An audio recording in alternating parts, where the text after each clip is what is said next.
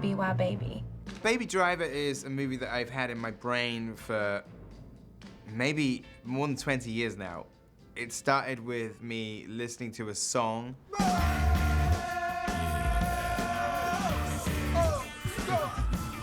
And I remember listening to that song a lot when I was like 21 years old and thinking, this would make a great car chase.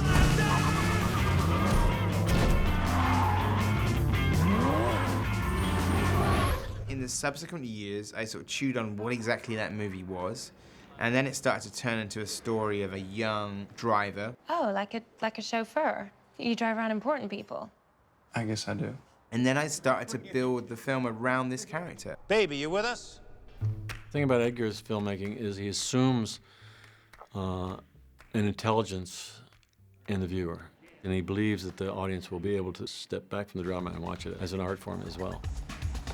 A lot of films just aren't really that invested in a unique, specific viewpoint. It's much more about go from set piece to set piece to set piece and then, you know, sell toys at the end of it. So for me, as a person who really likes cinema, it's really, really nice to see that vision be rewarded with more opportunities to make movies. 3, 2, 1, go.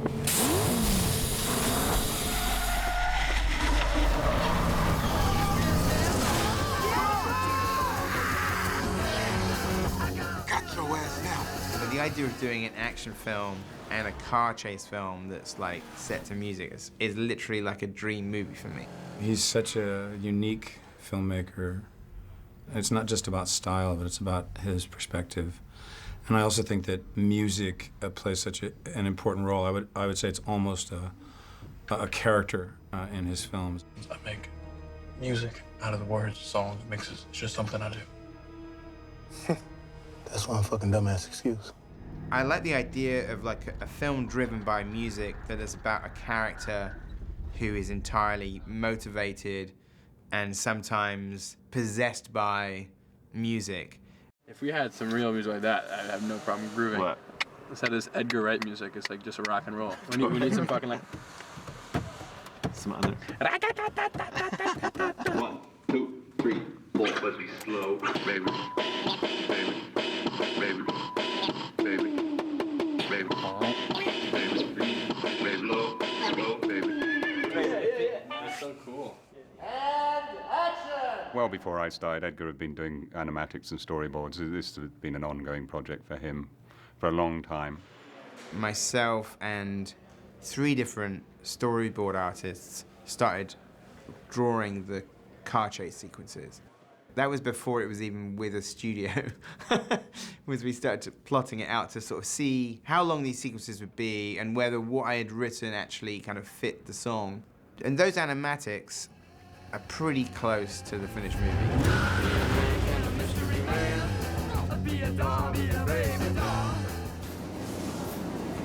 Get a room. It's amazing to see Edgar's clear vision, and it's amazing to see it transform, and you know, suddenly it's not just a pencil-drawn character, it's actually, you know, John Hamm or, you know, Ansel doing the moments, and it's really, really cool. Hey, lovebirds. I was hoping I would catch you too. And here you are. Let's get ready to go again. Yeah, reloading. A lot of directors would just go for coverage. It's just like, let's hose this scene down, let's shoot with 7 cameras, there'll be millions and millions of feet of film. And then you find it in the edit. Well, with this is that actually, and this is also something in terms of like getting the maximum bang for your buck. It's like, well, we know how many shots we need for this sequence. I definitely think that every bit of action we shoot for a reason. Every line is said for a reason. He's not over worried about, oh, what he really said, is that realistic? Is that this, is that? He's like, no, I'm just trying to tell a story. Leave a beat before going tap tap, you know? It's cool. Yeah. It works. I like it. It's really beautiful to see him function in a working environment, realizing his vision and going for it, and he really knows what he wants. And so that's exciting to help and to be just on a cool team doing it. Why is he listening to music all the time, Doc? He's got mental problems. No. Edgar's musical style affects the locations that he picks and the edits that he already has in his head, and he's had in his head for years. It takes a while to kind of understand that. Well, then once you kind of realize what's going on, you get into his, head, then it really helps you. Baby, we need to get out of here. It's always a funny thing when you say to the locations guy saying, do you think we could have a car come down there and go through these trees? And he's like, let me check. So usually those become like the big R. He knows every single detail about the film and what he wants. And being around so many efficient and professional people, you always learn so much. The first thing that happens is it goes on the iPod, the tick, tick, tick, tick, tick, tick, tick, play, and then I start walking as soon as it starts.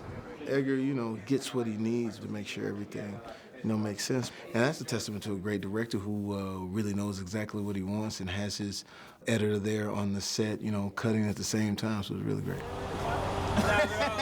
You sign on to something like this because you believe in the director. This movie exists in Edgar's head and Edgar's heart, and he's gonna bring it from his head and his heart onto the movie screen. So I dig that. I'm excited to see what he comes up with. He's one of those directors who seems to have every frame of the film in his head. You have to quite often rehearse with the music track so that you rhythmically are doing exactly what he wants to have happen, both in terms of on camera but then in cuts. One of the earliest conversations that Edgar and I had was you're almost thinking about how the costume and how the character outlive the actor in terms of the aesthetic. So as much as I'm designing for Jon Hamm and Asa and the amazing cast that we have, I'm designing for who Edgar created. A lot of people are being challenged for things that are very almost subliminal. You can watch this film, a dozen times, and each time you'll pick out something new or some intricacy that's innate in an Edgar Wright film. Bandanas and sunglasses. They pulled guns and ordered everybody to the floor. They cleaned out the registers and hear this. The eavesdropped tools from some of the customers. It's such a collaborative effort, and we've all been able to get together with him and design these pieces, and it be a two-way street where we put up ideas, he puts up ideas, and we just constantly mold them until we get the vision he's looking for. Well, sir, expect the lady and myself. The way that Edgar works is unique and very special. He's such a brilliant, visual, complex director in so many ways, and I was just in awe with this project. It looks fabulous. Woo! Yeah, musical. 1, 2, 3. 1, 2, 3.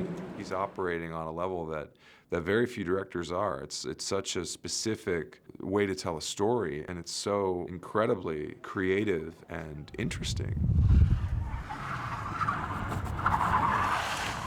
He's always here, like he's the first one here and the last one to leave, no matter how many millions of units we've got going on at once. And, it shows, real passion. This is what he loves to do. He was meant to do it. And I've only seen that in the real greats, Yeah.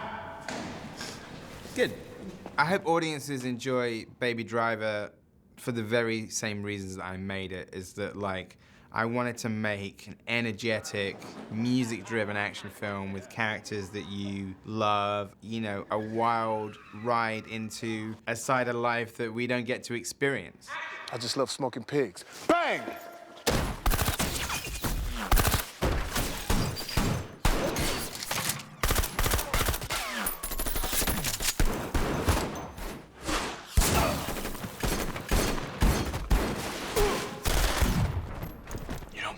World.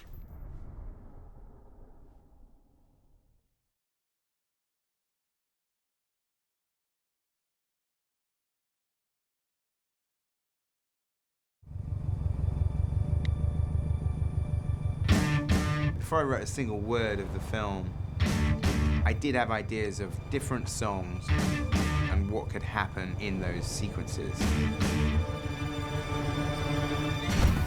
I've done scenes in movies before where you've had action choreographed to music.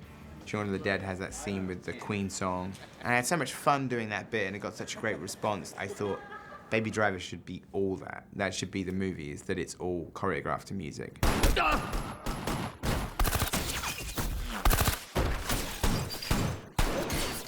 It was really quite funny because I read it and I went in, I met Edgar and said, you know, it's pretty aggressive. And Edgar's like, well, don't think about it as a car movie. Think about it more of a musical. And I'm like, I read the wrong script. 1, 2, 3, 4, go 5, 6, 7, 8, It was an interesting challenge that everything had to happen to music. Oftentimes it's the other way around. They tailor the music to fit the action sequence. And in this case, it's the opposite. The rain stops to music, people die to tempo, the gunfire is on the beat, and everything has to work all the time in every shot. I remember I had to count cash and do it actually in the rhythm of the music. It wasn't that they added the music later to match what I was doing. I was already matching the music while we were shooting. One more. Good. Same, exact same time. Every time I tell this story, we're doing a bank robbery musical. People go, what? It's a modern musical, it's a postmodern musical. There's not singing and dancing in the street, but the world appears to respond to music because that's the only way the baby can see the world. And 1, 2, 3, da, da, da. That's it. We choreographed this movement that Baby does to different songs that might be as simple as just some head movements and putting your sunglasses on and turning the steering wheel and turning the windshield wipers on in the car. It's sort of like fun kind of stuff. But it's all supposed to feel improvised, like a kid just dancing with no one watching. Baby, oh baby, I love to call you baby. Baby, oh. Most of the projects I work on aren't this subtle when it comes to movement and the marriage of music. And I thought it'd be a great opportunity to try something new and kind of get into Edgar's head, because in the script it didn't really say there was much dance in it. Maybe try, a little grapevine this way, like the soft steps. So through conversations that we've had, it kind of developed into what he envisioned and what I could bring to it.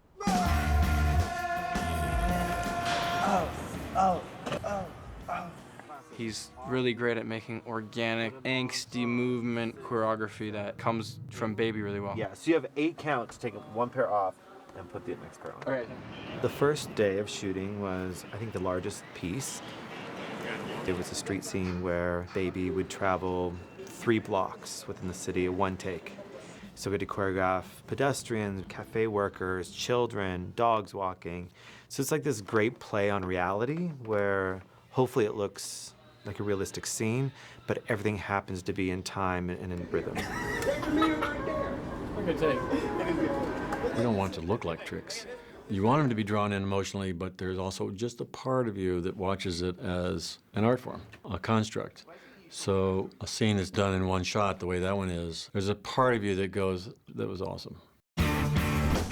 Probably when you see it on screen, it'll seem very natural and it'll flow, but it takes a lot of people working as a team. If someone doesn't do something right, then everything goes to hell. It's dance and stunts and it's firearms and it's dangerous and it's wild. Trying to choreograph car chases to music was an awesome challenge. And it looks like you're gonna make it through. Yep. Then this dude pulls out. We'd go out and measure the locations and lay them out in the parking lot at the Atlanta Motor Speedway, just because we had to know that this one turn takes 3 seconds in the animatic, but in real life on location it takes 10 seconds. So then we had to start adjusting the animatic because the song's not gonna get longer. That's how much time you have. 1, 2, 3, 4, 5, 6, 7. We did this whole shootout that we call Tequila. When we did the action bits, we'd start off with music, and so you had the beat in your head, and so the actions were on specific beats, and it looks really cool.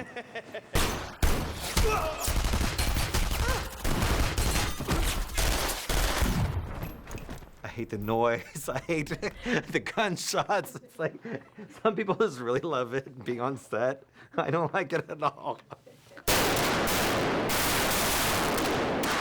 When their guns firing, nobody can hear anything. So it'd be a thing like Ryan going up to John Hamm and saying, this next bit is you going da da da da da da da da da da da da da da da. So then it's up to the actors to kind of like fit that rhythm. Hopefully it'll come off looking easy. I think that's my job, you know, to make it look natural and pedestrian, and so far everyone's been great.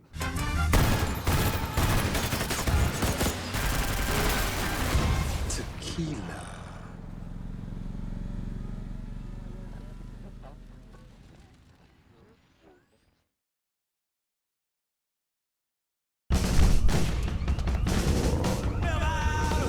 On this movie, we've closed 4 major highways and 40 major streets.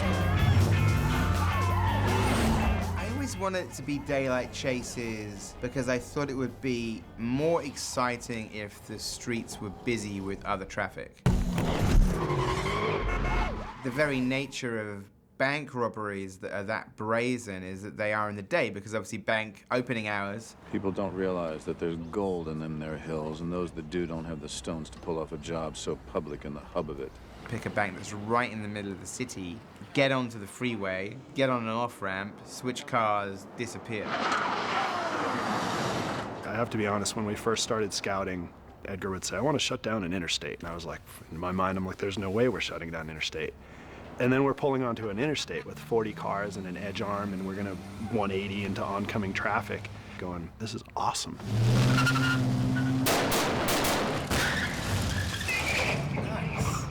I guess more recently in the bigger sort of studio movies, it's more about sort of chaos and carnage. I tried to do something that was a little bit more character-based. It sort of becomes a film about the profession, and you see his little tricks of how to get out of things.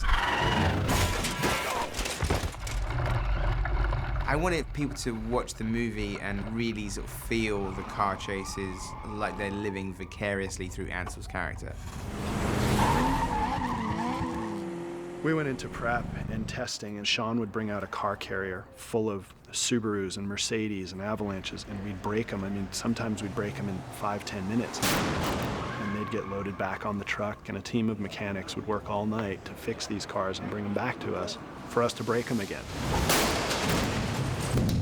A lot of these cars were chosen by Edgar's research by these are the most commonly stolen cars in America. Now, the S550 is not a commonly stolen car, but it suited the character of Kevin Spacey. Mercedes S550s don't like to drift, but we had this idea that he's drifting around Buddy in the parking garage like a shark circling its prey.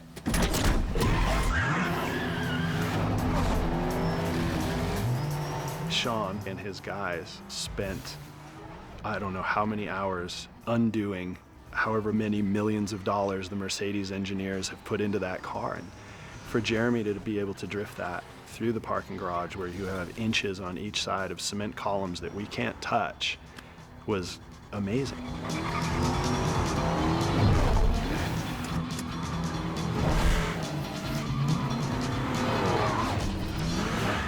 We want it to look like this could have been filmed in reality, and it just happens to be seen through baby's eyes.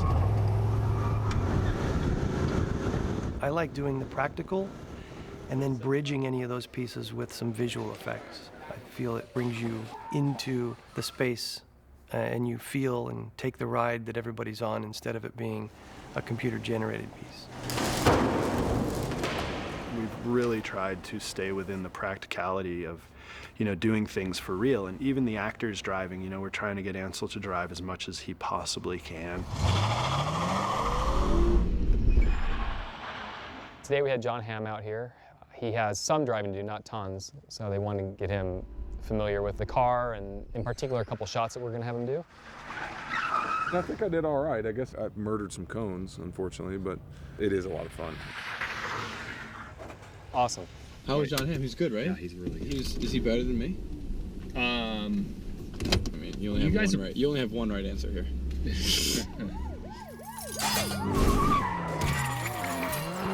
We've been using the biscuit and the pod and things that are state-of-the-art tools to put the actors right into the action. It's very real because you're really in a car that's really moving down a real road with other real cars, and you're not sitting behind a green screen or some other kind of movie magic.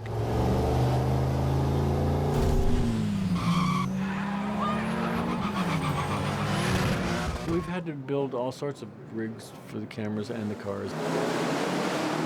Mark Byers and his team built this special effects rig that we can drive down the road at 50 miles an hour, and we hit a button. 1, go.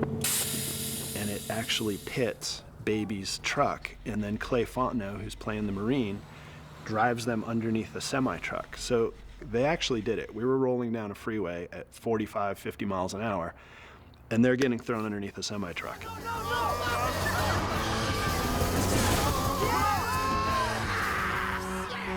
At one of the bank heists, our cast ends up driving on the side of a wall. So we had to build a rig to put the cast in to give you the illusion that they're on the wall. You see the little nuances of it. You see their bodies slide like they should, and it's amazing. They also put together a pod car for us with the Avalanche, where we did the escape from the armored car, and we put the actors in, and I drive out across a little knoll, get airborne in the pod car, land out into traffic, and take off from there. And so we're able to put the cast right into the middle of that piece of action and have it really be dynamic. Soldier boy, he ain't giving up, huh? You know, you're going 65, 70 miles an hour, playing with a shotgun, windows down. It's literally what you dream of as a kid, being an actor, and I got to do it for the first time today, and I'm still on a high. Come on! I've done plenty of acting in my life, but I've never done an action type of film before. It's absolutely insane.